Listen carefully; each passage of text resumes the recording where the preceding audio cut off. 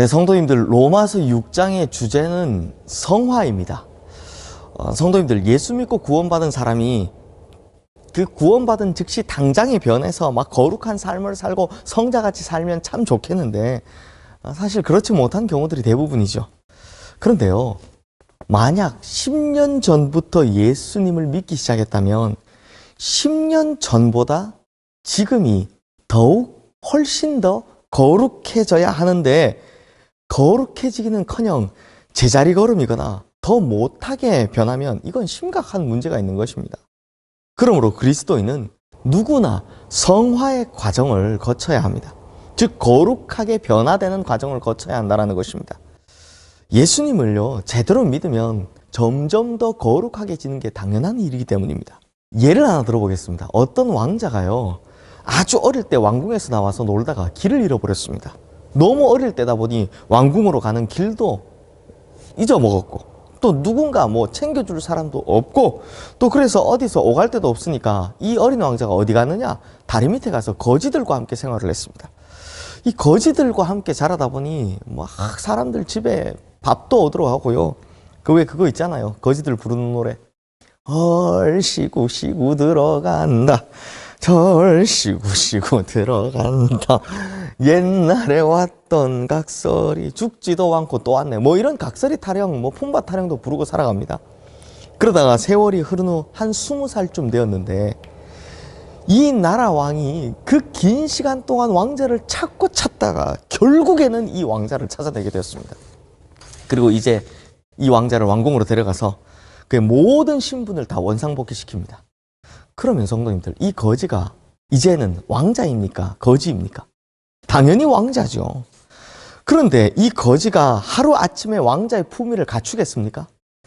왕궁의 예절과 법도가 막 하루아침에 다 익혀지겠습니까? 사람들을 부를 때 막 의젓하게 여봐라 이렇게 불러야 하는데 이게 갑자기 되지를 않습니다. 매일매일 목욕하면서 막 푹신한 침대에 자야 되는데 이 잠을 자려면 옛날 버릇이 나와서 막 침대 구석에 가서 꼬꾸라지고 이렇게 자고 있습니다. 왜 그렇습니까? 아직도 옛날 습관이 남아있기 때문입니다. 옛 습관이 그대로 남아있기 때문입니다. 그런데 옛 습관이 남아있지만 그래도 이 사람이 왕자입니까? 거지입니까? 왕자이죠. 성도님들, 이와 똑같은 것입니다. 우리는 원래 하나님의 자녀였었는데 왕자였었는데 길을 잃어버렸습니다. 그래서 사단 마귀의 꼬임에 빠져서 죄악의 길로 가게 되었습니다. 그래서 죄 가운데 살았습니다. 죄악의 소굴에서 살았다는 겁니다. 그런데 예수 그리스도께서 끝끝내 나를 찾아오셔서 우리를 죄의 소굴에서 건지시면서 다시 하나님의 자녀로 우리를 회복시켜 주셨습니다. 그렇다면 왕궁에 오자마자 왕자의 일을 다 해내야 하는데 좀 전에 거지 왕자가 그랬던 것처럼 우리 믿는 이들도 예수님을 믿자마자 완벽한 하나님의 자녀의 노릇을 하면 좋겠지만 이게 그렇게 쉽지 않다는 겁니다. 그렇지 못하죠. 그런데 문제는 시간이 지나면 변해야 합니다. 그래서 옛날에는 손으로 밥 먹던 버릇도 이제는 수저를 통해서 밥을 먹어야 되고 이걸 배워야 하고 옷도 아무렇게나 입고 막 씻지도 않던 그 버릇을 고쳐서 이제는 매일 씻고 또 옷도 왕자처럼 깔끔하게 입고 다녀야 한다는 겁니다. 마찬가지로 그리스도인들도 옛 습관을 버리고 말씀의 규례와 법도대로 하나하나씩 지켜 살면서 하나님의 자녀라는 이 신분답게 살아야 한다는 것입니다. 그러므로 이제 내 방식을 버리고 하나님의 방식대로 살아가는 것, 이것을 오늘 본문인 이 로마서 6장이 말씀하고 있는 바로 성화다라는 것입니다. 그래서 로마서 6장은 전체적으로 은혜로 말미암아 구원받은 성도가 어떤 존재인가를 보여줍니다. 그래서 이 로마서 6장을 한마디로 말하면요, 구원받은 성도는 예수 그리스도와 연합된 존재다라고 합니다. 이 5장과 이어지는 내용이죠. 예수 그리스도와 연합된 존재, 즉 예수님과 동일한 길을 걸어가고 예수님과 동일한 능력이 임하며 예수님과 동일한 권세를 행하는 존재가 바로 성도다라는 것입니다. 그래서 로마서 6장 3절에서 8절까지의 말씀을 보면 합하여, 함께, 연합한 자라는 단어가 모두 9번이나 등장하는 것을 볼 수 있습니다. 즉 성도는 예수 그리스도와 합한 존재이고 예수 그리스도와 함께하는 존재이고 예수 그리스도와 연합한 존재다라는 것입니다. 예수 그리스도와 연합했기 때문에 이제 우리가 예수 그리스도와 똑같은 모습으로 드러나게 될 것이다라는 것입니다. 그러므로 성도님들, 우리는 작은 예수요, 예수님과 동일한 체험을 하며 살아가는 존재들이다라는 것입니다. 그렇다면 우리가 무엇으로 예수 그리스도와 동일한 체험을 나누는 존재들입니까? 바로 십자가의 죽음과 부활입니다. 오늘 본문인 이 8절 말씀을 보겠습니다. 만일 우리가 그리스도와 함께 죽으면 또한 그와 함께 살 줄을 믿노니. 여기에서도 계속 그리스도와 함께가 강조됩니다. 그리스도와 함께 죽고 그리스도와 함께 살아났다라는 것입니다. 사랑하는 성도님들, 성도는 예수 그리스도의 죽음에 동참한 자들입니다. 뿐만 아니라 예수 그리스도의 부활에도 동참한 자들입니다.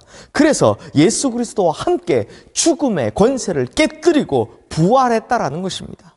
이것이 성도의 신분이요, 성도의 존재다라는 것입니다. 그래서 성도는 거룩한 백성인 것입니다. 예수 그리스도의 죽음과 부활을 통해 함께 연합한 존재, 이것이 성도이고, 그래서 성도는 예수 그리스도를 닮고 예수 그리스도와 연합한 거룩한 백성이 될 수밖에 없다라는 것입니다. 그러면 이렇게 성화가 이루어지는 성도는, 즉 거룩한 백성은 어떻게 살아가라라고 말씀합니까? 로마서 6장 12절에서 13절 말씀을 보십시오. 그러므로 너희는 죄가 너희 죽을 몸을 지배하지 못하게 하여 몸의 사욕에 순종하지 말고, 또한 너희 지체를 불의의 무기로 죄에게 내주지 말고, 오직 너희 자신을 죽은 자 가운데서 다시 살아난 자 같이 하나님께 드리며 너희 지체를 의의 무기로 하나님께 드리라. 이 말씀을 간단하게 보면 의의 무기가 될 것이냐, 불의의 무기가 될 것이냐, 즉 의를 선택하든지 불의를 선택하든지, 의를 행하든지 불의를 행하든지, 이제 이 둘 중 하나를 선택하라라는 것입니다.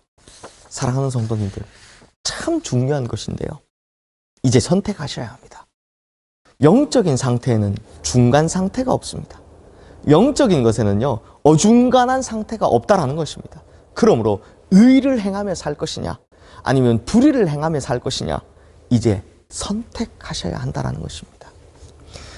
저는 우리 성도님들의 삶이 의를 선택하게 되기를 주님의 이름으로 축원합니다.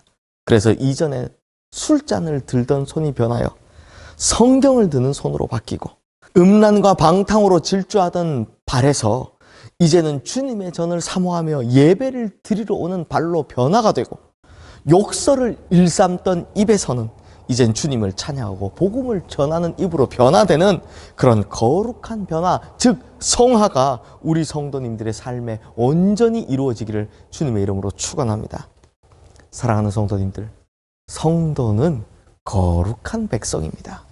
그러므로 우리 성도님들은 더 이상 죄가 왕노릇하는 삶이 아니라, 옛습관만 반복하는 삶이 아니라, 이제는 은혜가 왕노릇하는 성화의 삶, 곧 성도가 마땅히 살아가야 하는 삶을 살아가게 되시기를 주님의 이름으로 축원합니다. 기도하겠습니다. 하나님 아버지, 우리의 이전은 죄가 왕노릇하는 삶이었습니다. 그러나 예수 그리스도로 말미암아 우리가 구원을 얻게 되었습니다. 그렇다면 이제 거룩하게 변화되는 삶을 살아야 하지 않겠습니까?